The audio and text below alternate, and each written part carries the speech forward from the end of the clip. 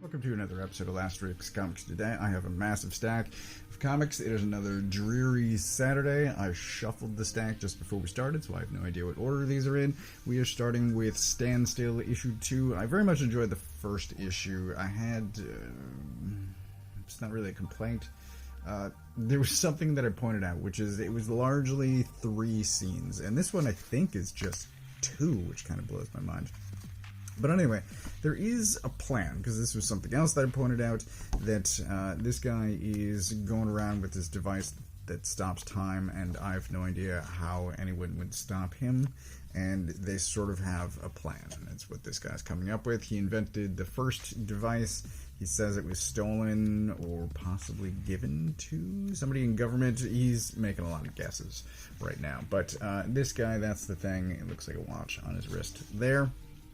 So there's basically this conversation happening here in Pakistan, and there is this conversation with the inventor trying to figure out how to build a new one, trying to piece things together. So that's largely the 2 scenes that happen this issue, and it's still great. It's still awesome. Very much enjoying it. I guess because issue 1 came out the same week as Helen of Wyndhorn and Scott Snyder's Duck and Cover. I don't know if there was a Duck and Cover issue 2 this week. I decided not to continue with Duck and Cover, but one of the comments that I kind of wanted to make and then forgot about while I was shooting that video a month ago is Lee wrote Lee Lowridge and Andrew Robinson. So he's primarily known for being a colorist, he's primarily known for being a cover artist, and they put like big name writers to shame. So yes, Lee Lowridge, absolutely right. This is it's turning out to be a great series. Highly recommend it.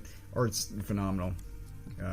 It's a heck of a lot of fun. It is intriguing. I'm very much interested to see where it goes, and it is an 8-issue series, so hopefully you pick that up. Or if not, there should be a trade next year. We're continuing with Wolverine Revenge, and so the big thing about the first issue is, like, it's clearly in... I almost said Elseworld. It's clearly not main continuity. So... a bunch of people die. Just, I mean, named superhero characters that we know, but also just like a bunch of the world just dies. Anyway, issue 1 ends with the assembled team. Nick Fury puts together a team. It's a bunch of recognizable characters, and they all wind up captured with bombs in their chest that then explode, and they all die, except Nick Fury wasn't really there. He was a life model decoy. That's what that conversation is about. Oh, I didn't see this healing factor. Huh. I have no idea what the changes are this issue. It's probably the fight at the end. But there were surprises, like her showing up, and then I like this height difference. Anytime it's pointed out, like how short he is, I don't know. I find that fun.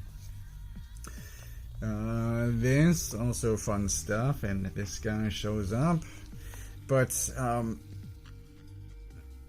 this is essentially a Wolverine revenge story, obviously, revenge. So he's going to, presumably, murder the people that, blew up him and his friends at the end of the last issue, and there's a list, there's these headshots. So you can see where it's going. And then there's, one more. And I was kind of surprised because immediately after that, this happens. And I'm like, are they going to fight or are they actually going to team up? This is a little weird. I wasn't sure where it was going. I think I do know what one of the red band things is now, because this motorcycle gets used on Wolverine's face at one point. It's... yeah. So they start fighting. They do not team up. I guess there's still time. I don't think it's going to happen, though. Anyway, Wolverine is going after some recognizable characters, and I think this story takes place over, I would think, a couple of decades, if previews and covers seem any indication, I believe a bunch of these people age. Oh, there it is. So, Mega Red, Colossus, Deadpool, Mastermind, who I don't remember from the first issue, must have been there. It would explain some things. And Saber-Tooth. Anyway, it's pretty awesome. I'm enjoying it. And I don't ordinarily read Wolverine. The Moon is Following us, #1. I've been looking forward to this for a while. It is Danny Warren Johnson and Riley Rossmo, and I did a video for Cowboy Ninja Viking, I think not this past weekend, but the weekend before, and I was talking a lot about Rossmo and my being a fan of his work and sort of the span of time and his artistic changes. Anyway, it's awesome, and it's highly recommended. I did have a brief kind of flashback to Ether, the, I'm going to say, Dark Horse, Matt Kindt, David Rubin book from years back, 3 trades. It's very good, excellent stuff. It's kind of maybe the only Matt Kindt book series that I like. Anyway, it is that sort of family drama, fantasy world stuff going on, and it's awesome. And this guy, and whatever he's doing with these rags, he's got like rag-based magic, and it makes sense when you see it, and this is how awesome Rossmo is. It sounds weird that I say rag-based magic, and it totally makes sense once you see it, but like, he's got these scraps of fabric, and with it he performs magic. It's awesome. Love it.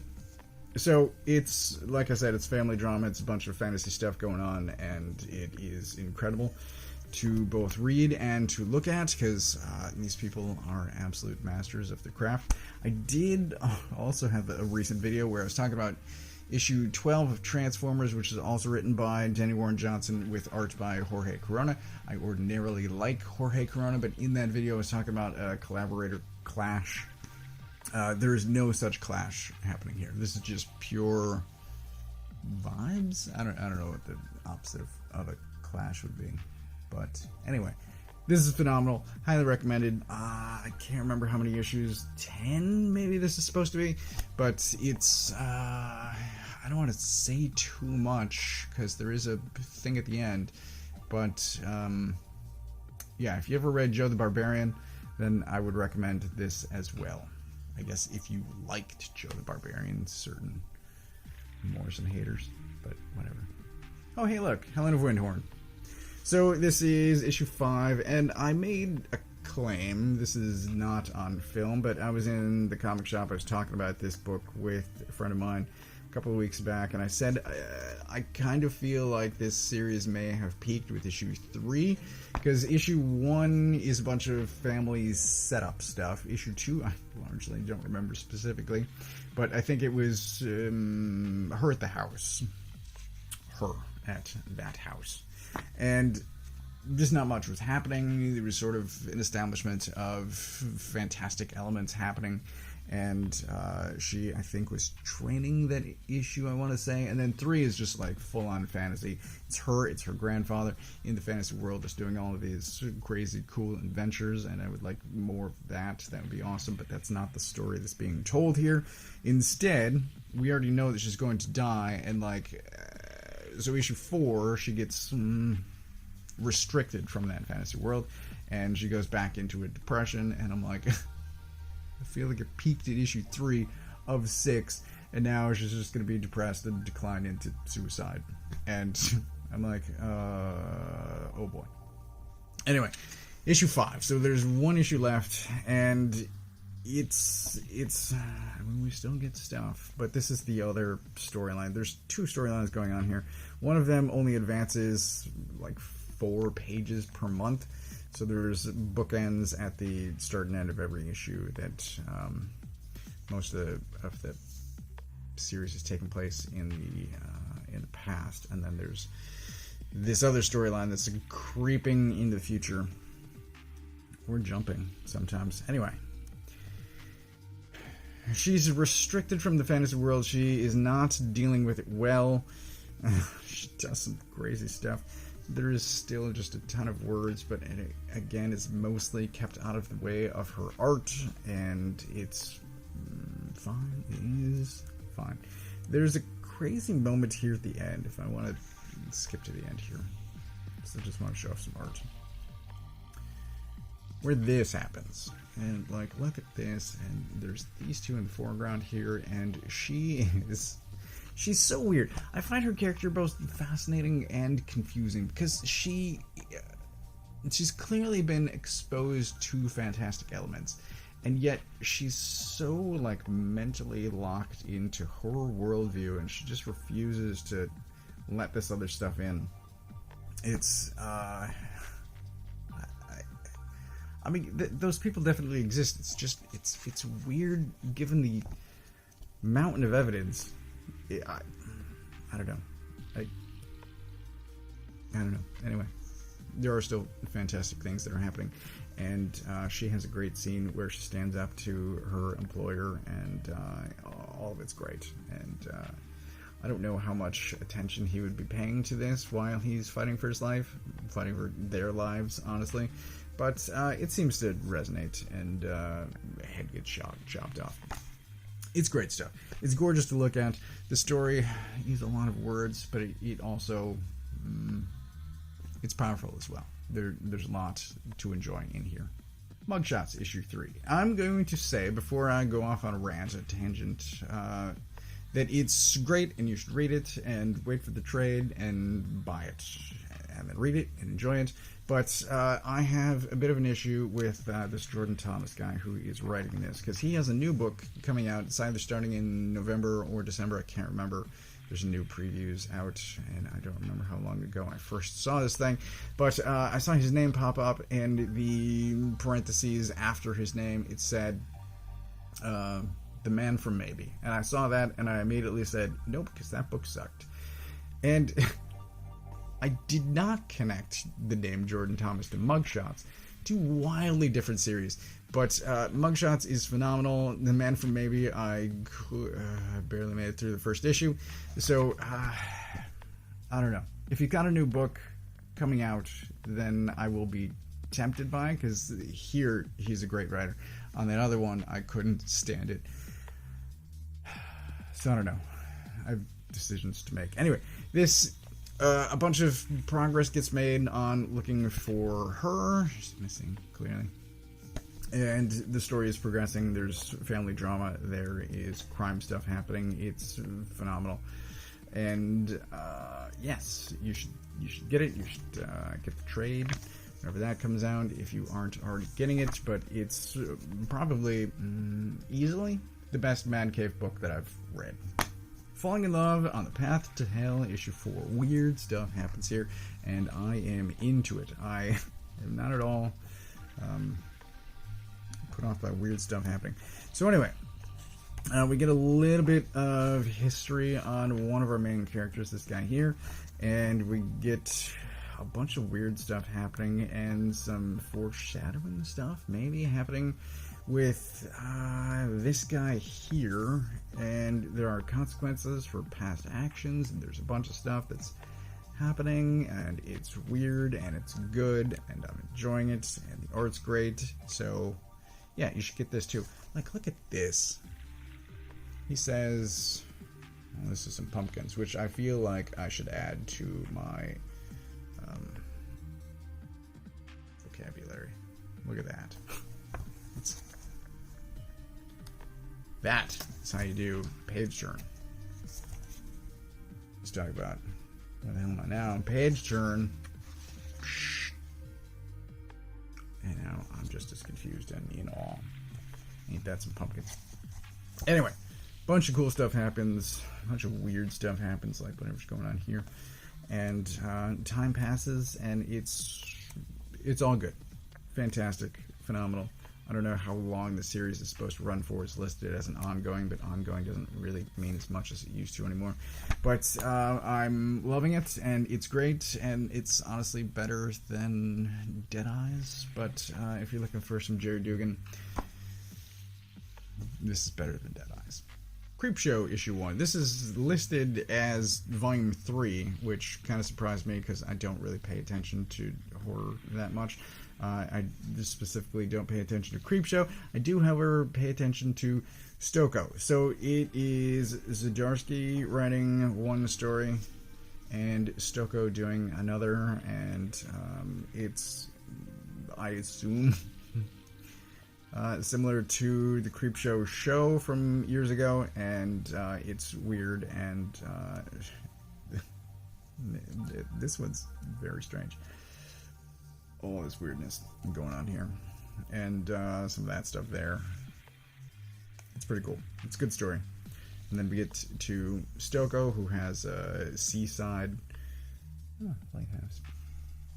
Yeah, he's got this seaside story, and it's there's a lot of, I would say, smaller panels than I think is usual, and a lot of words crammed in here. There's a lot of story to tell, and it possibly would have been better if it were spaced out, but I have no issues with any of this. It is perfectly fine as is, and still extremely enjoyable, and sure, why not? I recommend it. Axe to the head. So yeah, it's great. I had fun reading it. I probably won't get any more because I'm just not that into it. I am into Stoko, however, and yes, it was good. I enjoyed it. Conan the Barbarian, issue 15.